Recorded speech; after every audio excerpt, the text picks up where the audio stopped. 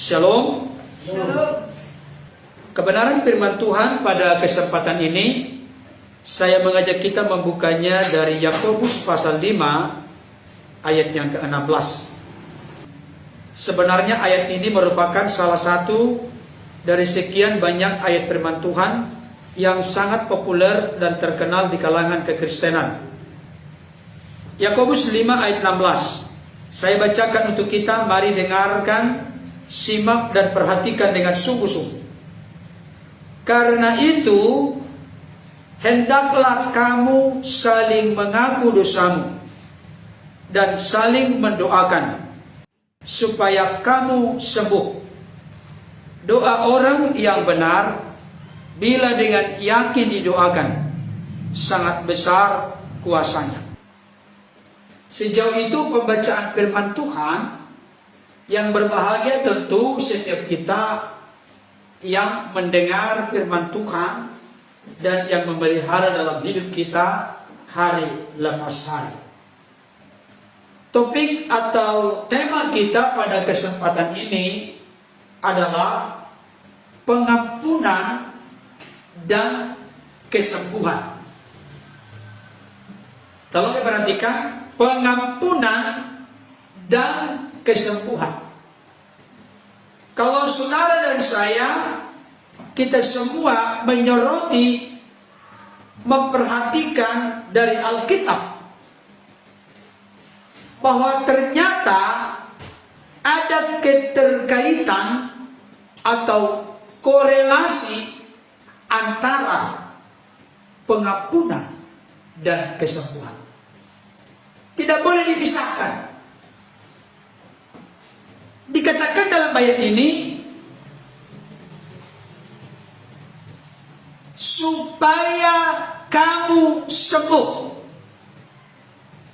Ada yang harus dilakukan dan dikerjakan oleh setiap kita, tubuh Kristus, gereja Tuhan, orang-orang percaya.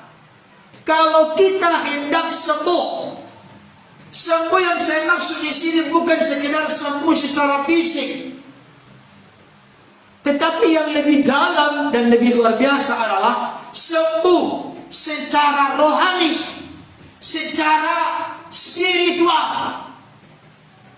Kenapa? Ada keterkaitan antara sembuh pulih secara rohani dengan sembuh pulih secara jasmani. Orang dunia sering berkata, mens sana in corpore sano.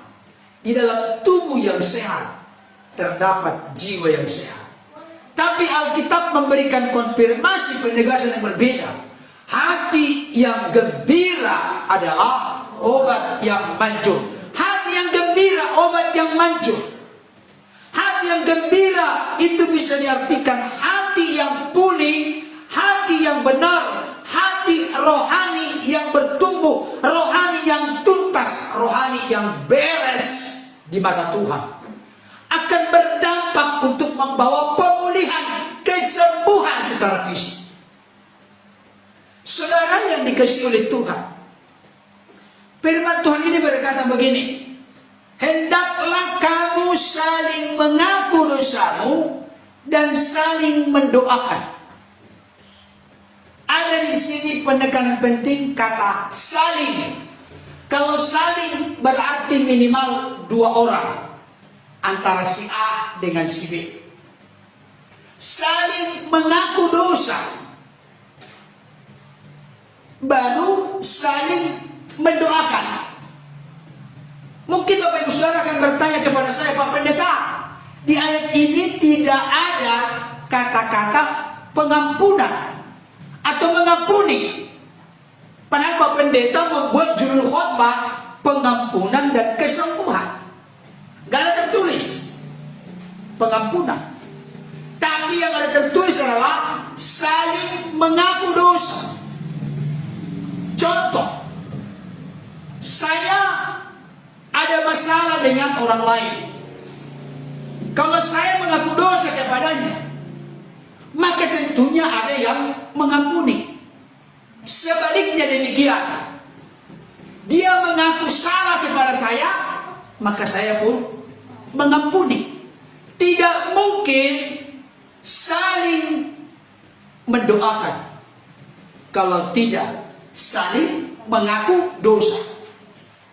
Dan saya sampaikan kepada kita saat ini, ada banyak orang Kristen terjebak dalam konteks barangkali tidak berani untuk mengaku dosa, apalagi tidak berani untuk mengampuni. Itu konteks yang berbeda. Yang pertama-tama dasarnya, basicnya adalah mengaku dosa. Ada orang juga mengaku dosa oleh karena takut. Ya kan? Yang di persidangan, saya mohon maaf, saya mohon ampun kepada orang-orang Kristen, di mana kitab sucinya sudah saya sebutkan palsu, bagian Kristen palsu. Ini bukan lagi penistaan, tapi penghancuran agama. Ada kan? Ustaz Yahya Walwani berkata demikian. Dia mengaku salah, mengaku berdosa, dengan tujuan apa? Karena dia takut nanti jangan sampai besar hukumannya. Memang dari 5 bulan. Jadi ada orang yang mengaku dosa, mengaku salah dengan maksud tujuan karena takut. Saya mau sampaikan kepada Bapak Saudara saat ini, tolong dalam konteks relasi kita yang baik, benar bertanggung jawab kepada Tuhan, dan itu terlihat dengan relasi kita yang baik, benar bertanggung jawab bersama. Janganlah kita mengaku salah, mengaku dosa karena takut nanti hukuman, dihalangi berkat dan lain sebagainya. Tapi karena kita tahu yang pertama-tama, ketika kita mengaku dosa, maka kita sedang melakukan pemberesan di dalam diri kita. Tetapi jangan lupa, jangan hanya mengaku dosa. Kalau kita mengaku dosa atau orang lain mengaku dosa kepada kita, maka harus ada kerelaan untuk mengampuni ketika dia mengaku dosa. Dan saya kasih tahu, ini perkara yang sukar bagi kebanyakan orang. Maka sampai ada orang Batak, dia datang kepada gembalanya, menangis terisak-isak. Pas matanya hoki-hoki. Saudaraku, berat Pak Pendeta, sulit. Oke deh, kalau mengaku salah, dia sudah mengaku salah. Tapi saya sudah terima pengakuan salahnya, tapi saya belum terima saya mengampuninya. Saudaraku yang dikasihi oleh Tuhan, ini perkara yang serius. Dengarkan baik. Kalau seseorang dia mengaku dosa kepada orang lain tidak mau mengampuni, bahkan dia tidak mau mengampuni, saya mau kasih tahu, tidak akan ada gunanya, adalah sebuah kesia-siaan orang itu berdoa atau saling mendoakan. Secara spesifik, secara spesial, secara khusus saya sampaikan kepada Bapak Ibu Saudara yang punya peluang kesempatan menyaksikan, mendengarkan, menyimak firman ini. Yang seringkali terjadi penghalang doa kita yang paling besar adalah kehidupan di dalam keluarga. Coba bayangkan, seorang istri menyimpan akar pahit, dendam, kebencian, kemarahan yang terus-menerus kepada suami. Sebaliknya demikian, padahal mereka sama-sama berdoa kepada Tuhan. Saya kasih tahu, doanya tidak akan mujarab, doanya tidak akan manjur, doanya tidak akan punya makna dan arti apa-apa yang bisa menggoncangkan, menggetarkan sorga, yang bisa membuka pintu sorga. Ini serius. Demikian juga antara orang tua dengan anak. Barangkali ada orang tua yang menurut anak begitu keras dan kejam, begitu tegas kepada anak-anak, memberikan disiplin, nasihat, masukan, sehingga anak-anak barangkali ada yang menyimpan akar pahit dan kebencian. Apakah ada di ruangan ini? Ada yang demikian? Ada di sini. Dan salah satu ciri kalau anak sudah dendam sama orang tua, dia suka berbisik ke tetangga. Teman, mama bapak gini, aduh ceweknya bukan main, sama seperti tiris hujan yang terus menetes tidak akan berhenti stop. Kata-katain ke orang lain. Itu sudah mulai menyimpan sesuatu yang besar. Dan saya kasih tahu saudaraku, ini penting, ini basic. Dikatakan di sini, salinglah kamu mengaku dosamu dan saling berdoakan supaya kamu sembuh. Berarti kuasa dari doa kita, kuasa dari seruan kita kepada Tuhan ditentukan apakah diri kita ini, hidup kita ini, hati kita ini beres kepada sesama dan beres kepada Tuhan. Dan saya kasih tahu, dengarkan baik. Inilah masalah terbesar yang terjadi dalam kehidupan mayoritas Kristen. Bayangkan antara kakak dengan adik, abang dengan adik, dengan orang tua dengan anak, antara tulang dengan lambung dan lain sebagainya, orang-orang Batak. Saya kasih tahu, hal ini menjadi penghalang besar untuk doa-doa kita kepada Tuhan. Alkitab yang mengatakan, saya yakin firman ini diilhamkan Roh Kudus. Kalau kita tidak coba tundukkan hati, tundukkan diri kepada firman ini, maka kita bisa menjadi orang Kristen yang mengerti menjelaskan firman, tapi kita tidak mengalami kuasa dari firman itu memulihkan kehidupan kita. Saudara yang dikasih Tuhan, maka maksudnya ya, jadi saling mengaku dosa. Kata saling di sini penekanan, tidak ada yang mempertahankan ego. Kalau sudah dikatakan saling, tolong ya Bapak Ibu, antara suami dengan istri, orang tua dengan anak, kakak dan adik. Perhatikan ya. Ada nggak di sini kakak yang mau minta maaf sama adiknya? Gue ini kakak, loh, harga diriku mana? Ada yang gitu? Lo yang harus tunduk sama gua, bukan gua tunduk sama lo. Ampuhnya kakak demikian. Jangan saling tunjuk. Saya curiga juga kalau saling tunjuk. Saudara yang dikasih Tuhan, saling ini saya mau kasih tahu. Kalau kasih Allah hidup dalam diri kita, kasih Allah tidak gersang, tidak tawar dalam diri kita, kasih Allah melimpah dalam diri kita, saya mau kasih tahu, maka kita akan berlomba-lomba untuk saling mengasihi, saling mengampuni, saling melayani. Amin. Amin. Amin.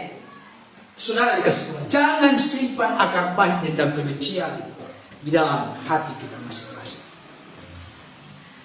Jangan juga hanya, ya aku mengaku, aku yang mencuri tomatmu kemarin, udah.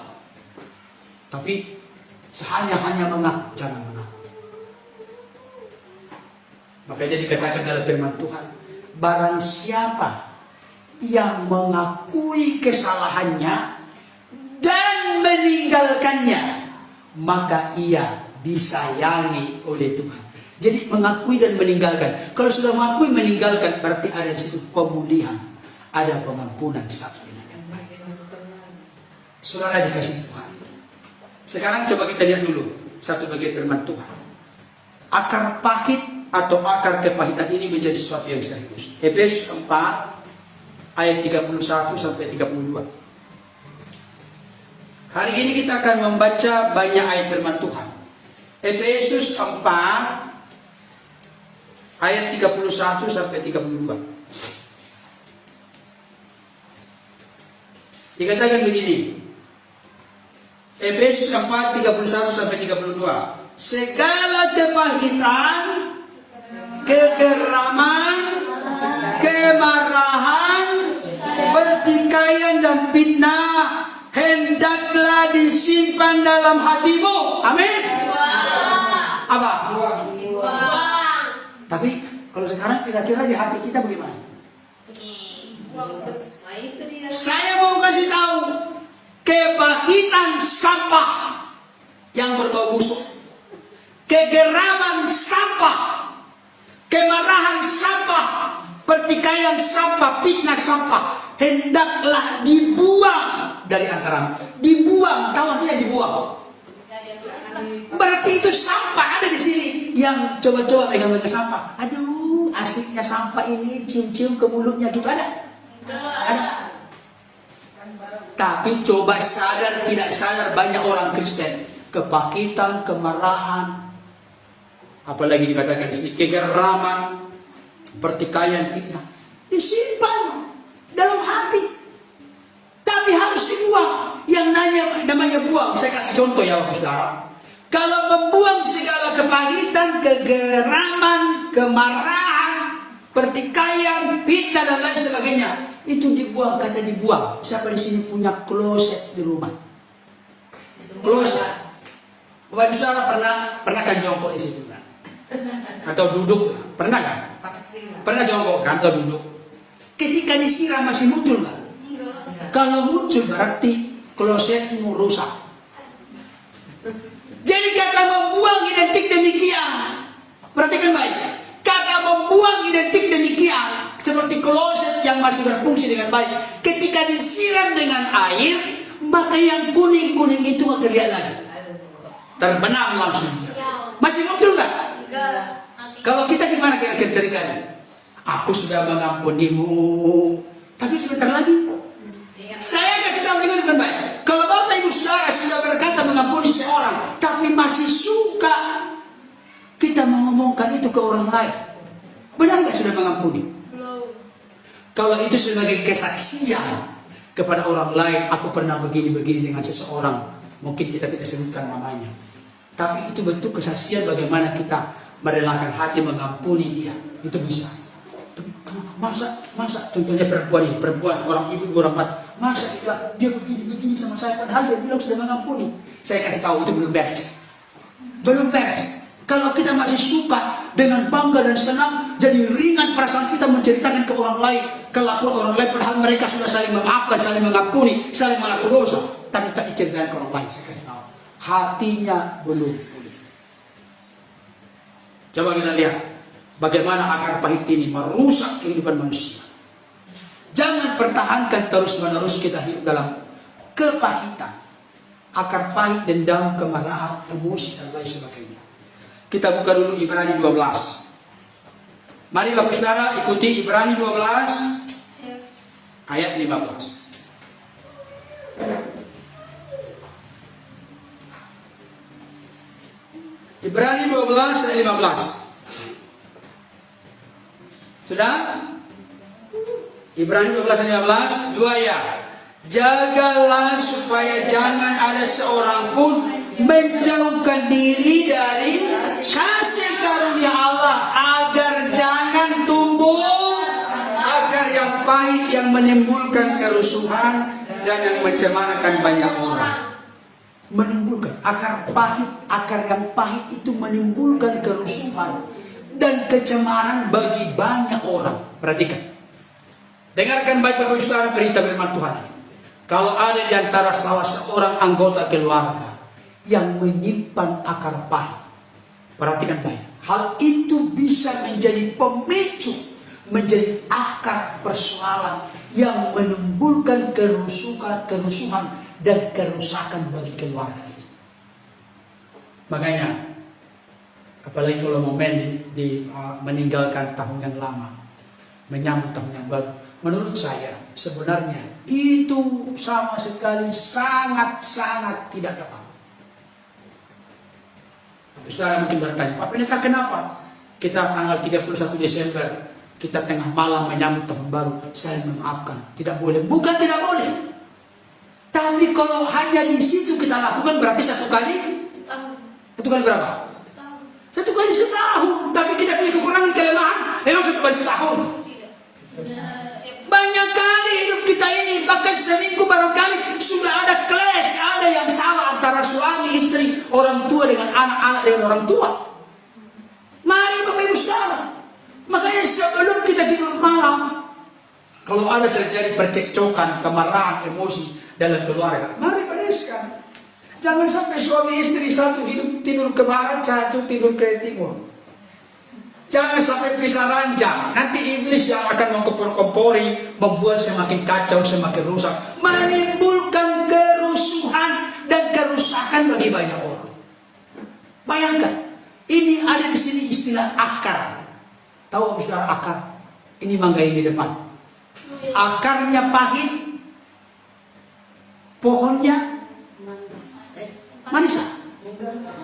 Akarnya pahit, pohonnya, dahannya, rantingnya, daunnya, bunganya, buahnya pahit. Buah itu adalah kata-kata kita, perbuatan kita dan usaha. Itu Itu sebabnya Bapak Ibu Saudara, saling mengaku dosa. Makanya saya mau sampaikan saat ini kepada kita, Bapak Ibu Saudara, tolong kita luruskan. Kadang-kadang kita kan berdoanya begini, ampunilah dosa kami yang kami sengaja tidak sengaja. Tidak sengaja mana ya? Perlu juga ya, tidak sengaja ini apa ini? Harus dideteksi lagi, harus dijelaskan lagi supaya nanti.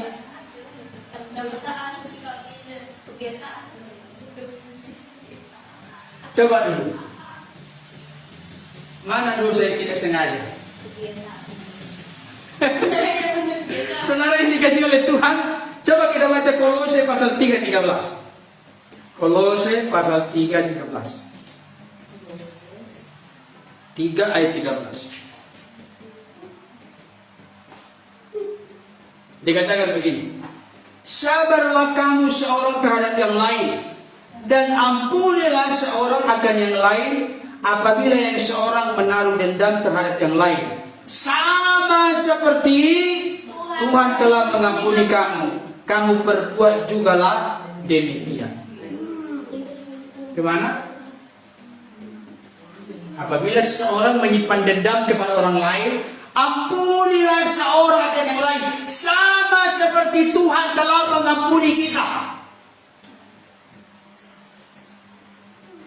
Sekarang begini, kalau ada di antara Bapak Ibu Saudara yang sukar dan sulit untuk mengampuni orang yang bersalah kepada kita, pertanyaan saya, kenapa tidak bisa? Bahkan ada mungkin yang berkata, Pak Pendeta, aku tidak mampu, aku tidak kuat, karena sudah terlalu sakit, sudah terlalu menyayat hatiku perbuatannya. Saya mau kasih tahu, dengarkan baik. Kalau itu yang menjadi ngototnya kita pertahankan sedemikian rupa dalam diri kita, saya mau sampaikan, berarti kita sedang pertama melupakan pengampunan Tuhan bagi kita. Sekarang begini, saya mau tanya, coba kita kalkulasi dulu hitung-hitungan kita dengan Tuhan, hitungan Tuhan kita satu dengan yang lain. Coba hitung-hitungan satu dengan yang lain. Berapa kali orang lain bersalah kepada Bapak Ibu Saudara? Berapa kali? Coba hitung-hitung dulu. Berapa kali orang bersalah kepada kita? Bisa dihitung kan? Bisa. Tapi pertanyaan berikutnya, berapa kali kita berbuat dosa, salah, najis, kotor kepada Tuhan? Berapa kali? Ada yang bisa menghitung? Bayangkan dosa kita yang beribu-ribu banyaknya. Bagaimana kita berontak, membangkang, melawan kepada Tuhan. Bagaimana kita menyakiti hati Tuhan. Itu terjadi apakah sebelum menerima Yesus sebagai Tuhan Juru Selamat atau sesudah? Ini sesudah. Berapa kali? Apakah Bapak di surga pernah berkata, anakku si anu, dosamu sudah 1000. Dari 1000 ke atas gak boleh lagi. Ada gak gitu? Enggak ada. Bahkan kadangkala banyak orang Kristen meremehkan, memandang sebelah mata, merendahkan pengampunan Tuhan. Sudahlah, Senin sampai Sabtu kita berdosa saja, gak apa-apa, hari Minggu kita mengaku dosa. Parah sekali orang seperti itu. Jangan lupa, seorang pencuri ditangkap polisi. Ketika ditangkap polisi, pencuri berkata, mohon ampun Pak Polisi. Dimaafkan polisi? Dimaafkan. Proses hukum? Bayangkan demikian dengan Tuhan. Nah, maksudnya, kadang-kadang kita kata, aku kemarin menyontek di sekolah, mohon ampun sama Tuhan, selesai. Besoknya 1 minggu lagi menyontek lagi, mohon ampun, selesai. Saya kasih tahu, ada dampak. Dampak karena apa yang ditabur orang itu yang dituai. Dampaknya itu perlu sebagai bentuk pendisiplinan, didikan, ajaran Tuhan supaya kita berubah dari tabiat yang salah. Kalau saudara dan saya melakukan sebuah tindakan kesalahan tapi tidak ditegur oleh Tuhan, berarti itu bukan anak. Benar, bukan anak. Kalau kita melakukan sebuah kesalahan, contoh bapak-bapak, matanya jelalatan, masa dia pegang istrinya digandeng tapi dia perhatikan? Ada pernah begitu bapak-bapak? Dia gandeng istrinya, Tapi lewat perempuan. Begini dia. Padahal, Pak, matanya seperti tampar suami istrinya ke bapaknya. Pak, matanya belum. Tapi tiba dia belum. Begini lagi, ikuti lagi. Bayangkan, saudaraku yang dikasih oleh Tuhan. Banyak seperti itu. Tapi ketika dia melakukan begitu, langsung dia kesandung batu atau kesandung bahan ini apa, sesuatu di depan. Langsung mungkin shock itu ibu jari kakinya atau anak jari kakinya. Bersyukur gak ini? Coba, seorang bapak yang matanya suka jelalatan dibawa ke mall, dibawa ke tempat halayak ramai, banyak perempuan cantik di sana, matanya jelalatan, gak berkedip sama sekali, padahal banyak debu. Bayangkan, tiba-tiba karena begini dia ngajak jalan ada batu kecil sana kelihatan. Kesandung dia. Kira-kira bapak ini apa ngomongnya ke Tuhan? Ada yang ngomong kurang ajar ini batu, menghalangi saya menciptakan Tuhan yang indah. Cari alasan ngeles dia. Tapi kalau seorang bapak yang takut akan Tuhan dan dia melakukan sebuah kesalahan ketika dia kesandung batu, Tuhan terima kasih. Engkau ingatkan aku melalui buku ibu jari yang soak ini, supaya aku sadar dan bertobat kepadamu. Lagi.